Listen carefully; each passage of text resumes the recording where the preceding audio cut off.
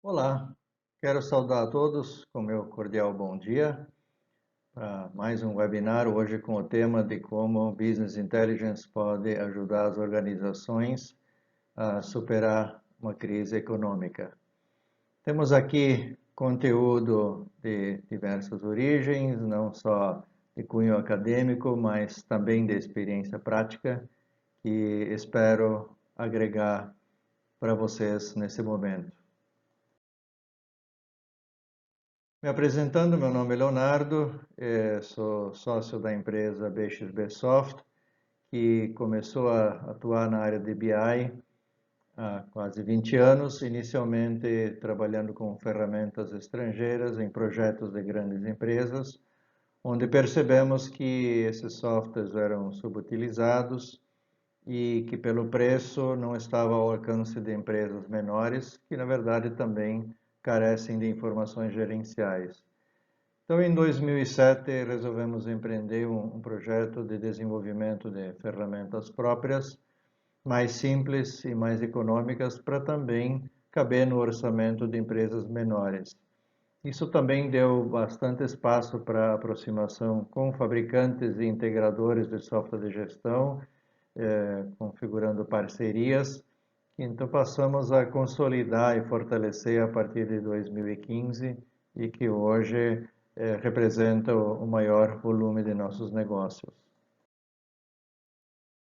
Sobre o BI em si, fiz aqui um recorte de um conceito que estava publicado na Wikipedia tempos atrás, que eu achei assim, bastante completo, mencionando que o BI trata informações coletadas de diversos sistemas de informação e transforma em informação inteligente para apoiar decisão dos gestores. E aqui eu quero destacar, e coloquei em vermelho, informação qualitativa, para dizer que para o BI é mais importante a qualidade da informação do que a quantidade dos dados. Então, sobre isso, nós vamos falar novamente um pouco mais adiante.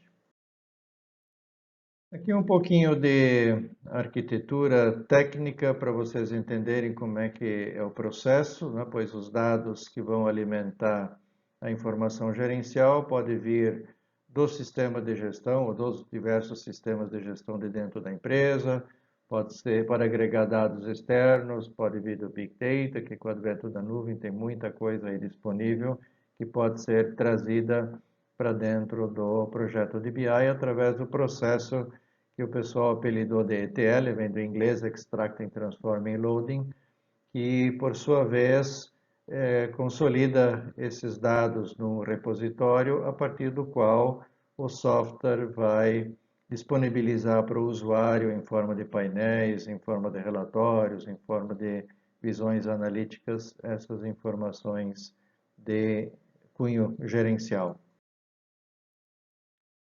E se nos perguntarmos por que a gente se preocupa com esse assunto, claro, pode ter inúmeros motivos e com certeza tem várias razões, mas uma delas que eu saliento aqui é o excesso de informações que chegam para a gente no dia a dia, seja no âmbito pessoal, seja no âmbito corporativo, e é coisa demais para a gente conseguir digerir nas horas úteis que nós temos. Então, precisamos de instrumentos, precisamos de formas de separar aquilo que é útil daquilo que não agrega valor. E o software de BI, com certeza, pode contribuir bastante com essa missão. E no aspecto para quê, eu abri aqui em duas partes, olhando primeiro do cliente final, que precisa de forma muito rápida obter as informações e não quer ficar consolidando os dados em planilha ou aguardando pela customização do relatório. E para agilizar o processo da tomada de decisão, então o software de BI é um bom instrumento e que o torne, no frigir dos ovos, né, mais competitivo e talvez nesse momento o crescimento e a competitividade nem é tanto a preocupação como assegurar a sobrevivência, né? E de qualquer maneira é importante ter informação também para isso e tem que ser tudo muito rápido. Do ponto de vista do fabricante ou integrador de software de gestão que faz atendimento a seus clientes. Também é interessante que ele tenha essa condição de oferecer software e serviços de BI para evitar que o cliente tenha que buscar isso em outro provedor. E para ele, então, pode significar uma receita adicional ou, nesse momento, uma ajuda ao cliente para fidelizá-lo. De qualquer maneira, em paralelo, vai tornar seu produto mais competitivo também. O que a gente pode esperar de benefícios? Obviamente, o básico seria poder fazer análises de forma flexível e rápida com base nos dados à disposição. E isso, então, transformado em informação gerencial, vai dar mais segurança para o gestor tomar as suas decisões. Nada contra a intuição, mas tendo informação concreta fica mais fácil. E também queremos salientar que a informação tem que permear toda a organização, não basta ficar na cabeça do executivo principal. A partir do momento que ele delega responsabilidade para os seus subalternos, eles também precisam da devida informação que vai apoiar as decisões que eles precisam tomar.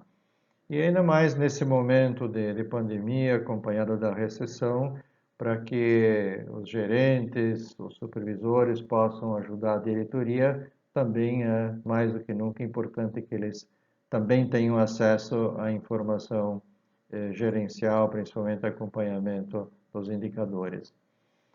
E aqui queremos salientar também a importância de que todos tenham a informação extraída da mesma fonte, no mesmo momento, para evitar que alguém trabalhe com dados que foram coletados num dia, o outro trabalha com dados coletados em outra data, quando vão se encontrar os números não batem, né? Isso é um risco que normalmente as planilhas oferecem. Mas com software de BI a gente equaliza essa questão e também pode ter a informação atualizada diariamente. Não há necessidade de esperar o fechamento do mês para consolidar as informações gerenciais em planilha, para então fazer uma reunião e às vezes chegar à conclusão que começou a se observar um problema no início do mês passado e já se perdeu 30 dias de oportunidade para corrigir esse problema. Então, se o BI oferece informação atualizada constantemente, se não no dia seguinte, os gestores já vão perceber uma eventual anomalia que precisa ser corrigida. E, a título de exemplo, listamos aqui alguns indicadores, algumas informações estratégicas, conforme os segmentos, conforme o ramo de atividade da organização, e eles variam bastante, né? Então, dentro do âmbito iniciativa privada, temos aqui um conjunto bastante extenso de indicadores, citamos aqui apenas alguns exemplos. Se formos para a seara de governo, de entidades filantrópicas, também seria outro conjunto de indicadores, mas aqui queremos apenas ilustrar com alguns exemplos. Porém, não vamos desperdiçar, não vamos divagar. Nós precisamos, nesse momento, foco para aquilo que precisa de atenção total nesse momento. Já temos aqui uma frase de Carlos Drummond de Andrade, que ele me contou numa ocasião, né, dizendo que se a gente perde tempo com coisas que não interessam, a gente fica privado de descobrir ou tratar coisas interessantes ou importantes, né? Então, vale mais do que nunca para esse momento e vamos. Eu sugiro a gente explorar três grandes áreas, que seria a área financeira da empresa, os custos e as vendas. Então, por que área financeira? Bom, precisamos nos preocupar em ter dinheiro em caixa para fazer frente aos compromissos. Custos precisam ser analisados, aquilo que não é essencial nesse momento cabe cortar. E atenção para as vendas, para não deixar o volume cair sensivelmente. Então, no primeiro ponto, que é a área financeira, É claro que no caixa a gente precisa cuidar dos recebimentos e cuidar das receitas. Claro, nas receitas especificamente a gente vai falar logo em seguida. Minimizar os desembolsos, tudo que puder ser protelado, postergado, convém fazer para não faltar dinheiro para os compromissos de curto prazo. Mas temos que entender a situação de caixa já assumido, aquilo que já foi faturado, precisamos buscar o recebimento disso e aquilo que precisa ser pago também olhar para entender o que realmente tem que ser pago agora, o que eventualmente é negociado.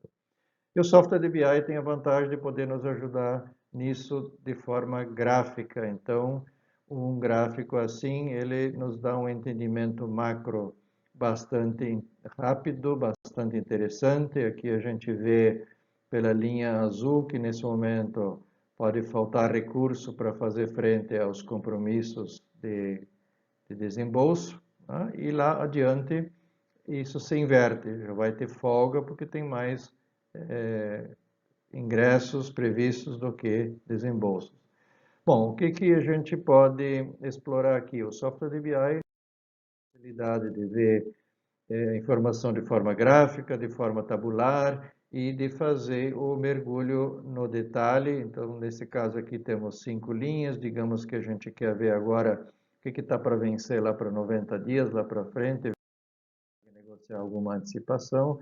Nesse exemplo aqui, a gente abriu isso por semana, poderia abrir de outra forma, com outra visão, mas aqui na semana 46 a gente vê que tem um montante razoável.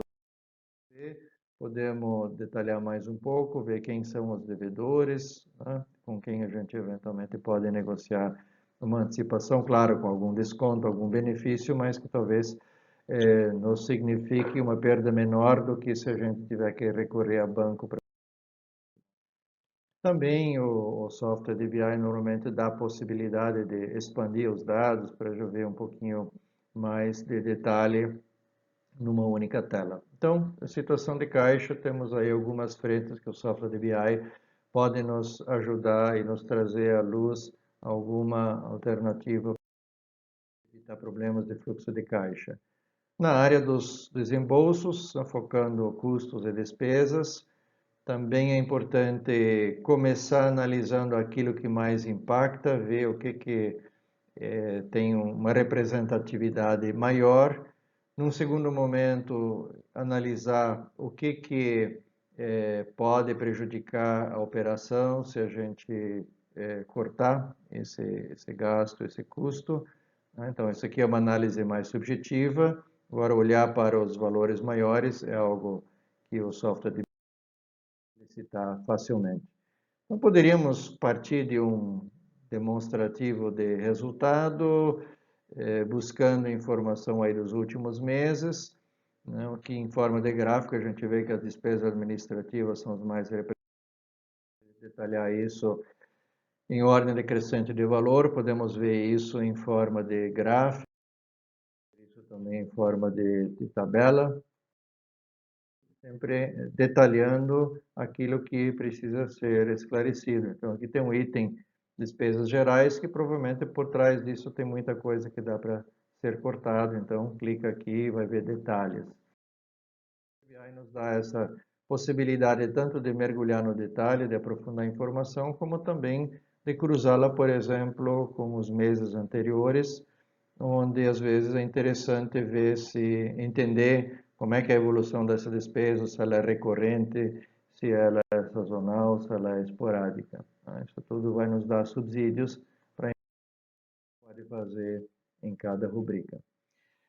E na parte de vendas, a análise começa por duas métricas básicas: o valor da venda, né, pelo preço de venda, e a margem. Nem sempre o valor da venda é o mais interessante a gente preservar, porque nesse momento, provavelmente, para fazer caixa, a margem fala mais alto.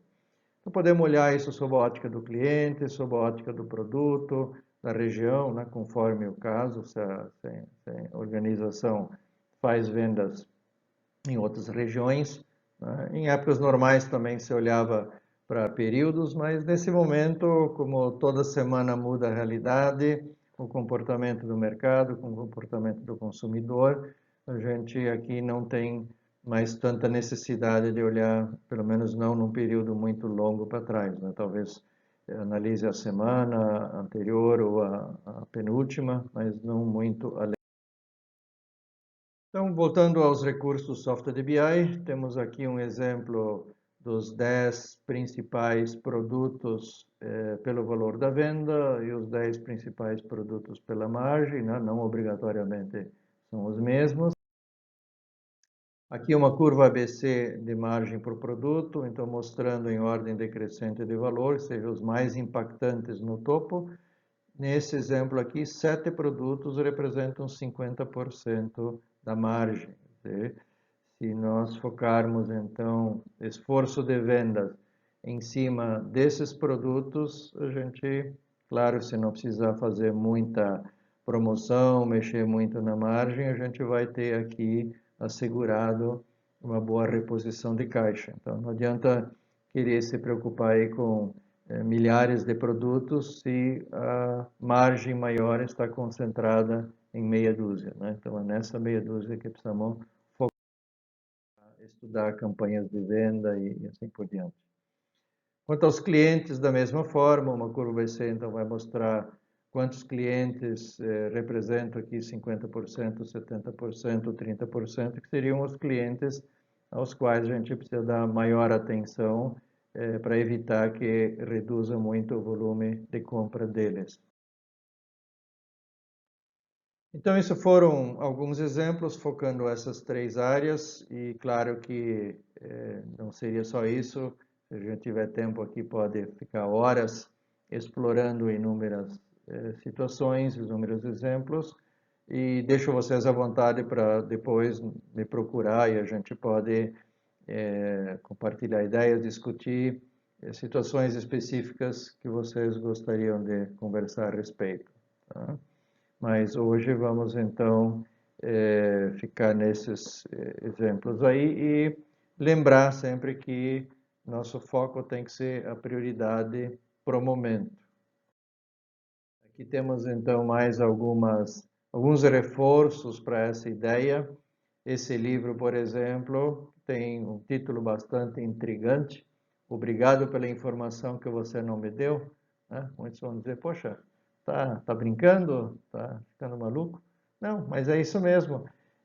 Se toda a informação disponível for disponibilizada para análise no momento em que a gente precisa focar uma coisa específica, a gente vai acabar se perdendo, vai acabar gastando tempo com coisas que nesse momento não são importantes. Né? Então vamos focar naquilo que pode fazer a diferença nesse momento e separar aquelas informações que agregam.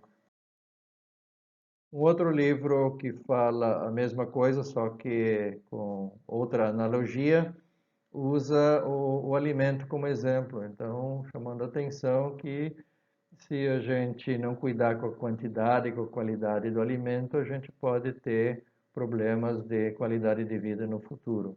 E informações não é muito diferente. Citando Peter Drucker, que é um filósofo considerado o pai da administração moderna, embora já falecido, ele ainda é bastante citado, respeitado e ouvido.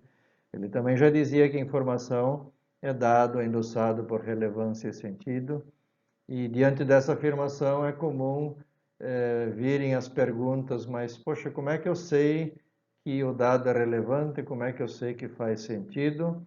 E diante disso eu tenho uma resposta muito simples.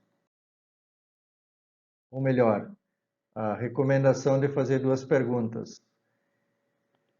Então, perguntando por que precisamos dessa informação ou o que vamos fazer com ela, nós vamos ter ou uma resposta muito clara, objetiva, fácil e vai nos conduzir à conclusão de que a informação é relevante, ela faz sentido, mas se a resposta não for clara, gera dúvidas ou a pessoa que precisa responder gagueja, é sinal de que não é tão relevante, talvez não faça sentido e dá para deixar para depois, não precisamos nos preocupar com isso nesse momento. Okay? Bom, uma frase aqui ainda de lembrete, talvez vocês já tenham ouvido falar alguma vez ou lido a respeito, mas achei interessante acrescentar aqui, dizendo que não há nada tão inútil quanto fazer com grande eficiência algo que não deveria ser feito. Tá? Então, é desperdício de tempo, dispersão e não vai nos ajudar. Então, temos que fazer com eficiência, sim, mas aquilo que temos convicção que precisa ser feito nesse momento. Então, a princípio, o assunto principal de hoje seria isso. Então, quem se deu por satisfeito estaria, a princípio, dispensado. Claro que a gente tem espaço aqui para perguntas. Eu tenho aqui um bônus de mais dois assuntos que, para quem não tem experiência com projeto de BI, nunca trabalhou com software de BI, ou está em vias de iniciar um projeto com interesse de saber como é que é. Aqui mais dois tópicos. Um seria por onde começar um projeto de BI, onde o ponto de partida, obviamente, é entender o negócio da empresa ou da organização, definir quais são os indicadores de gestão, as informações estratégicas mais importantes e priorizar aquilo que tende a fazer maior diferença. Então, se a gente começar a fazer um brainstorming para listar os principais indicadores, rapidamente você vai chegar a 2, 3 dúzias, mas não vai ser fácil de rapidamente digerir e colocar em prática. Então, vamos começar por aqueles que são mais impactantes e eles vão trazer resultados rápidos para depois bancar o restante do projeto, né? Seja do ponto de vista financeiro, seja do ponto de vista motivacional. E sempre focar a informação gerencial em usuários proativos e com autonomia. Claro que se você colocar uma informação gerencial, um indicador na mão de uma pessoa operacional, ela não tem a mínima autonomia para mudar nada, então não faz sentido, não tem efeito. E também, mesmo que a pessoa tenha autonomia e ela não é proativa, ela olha para aquele gráfico que talvez está deixando evidente que algum produto sugere ser tirado de linha ou coisa parecida, ou uma filial precisa ser fechada, ele olhar para aquele gráfico e não fizer nada, também não adianta. Então, tem que ser usuários que vão usar a informação para fazer alguma coisa, porque a informação sem ação também não gera resultado. E tem um aspecto que a gente tem observado aí com frequência, que é não saber usar muito bem o recurso do software para explorar os dados. Então, é um processo consultivo, então quem está à frente do projeto precisa apoiar o seu cliente, ensinar ele a usar os recursos, ensinar ele a entender os dados e também dizer o que ele pode fazer com a informação que o BI ali está externando para ele.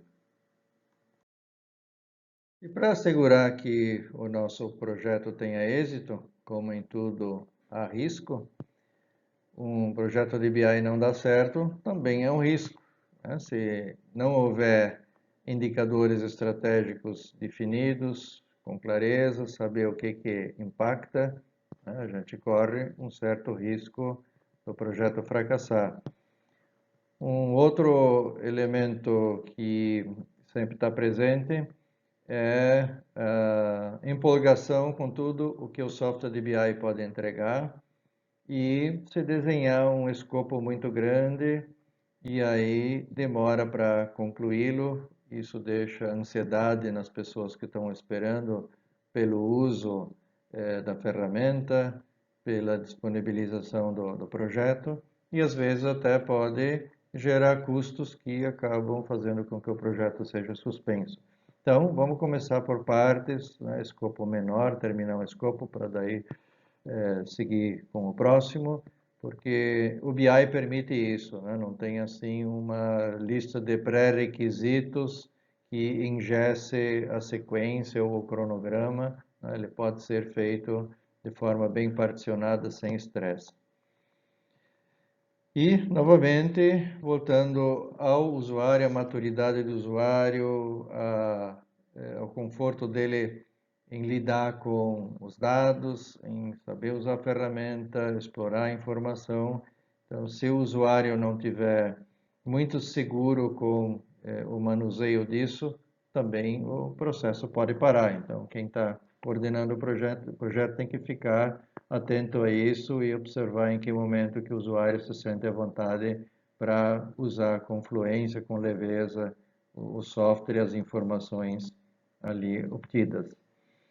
Novamente, falando da autonomia do usuário, se colocar o projeto ou a informação na mão de usuários sem autonomia, né, também é um risco para o projeto não dar em nada, para o projeto não trazer resultado. Da mesma forma, se ficar na mão de usuários que não têm iniciativa, não tomam as ações, também não vai surtir efeito, né? Novamente, informação sem ação não vai trazer resultado.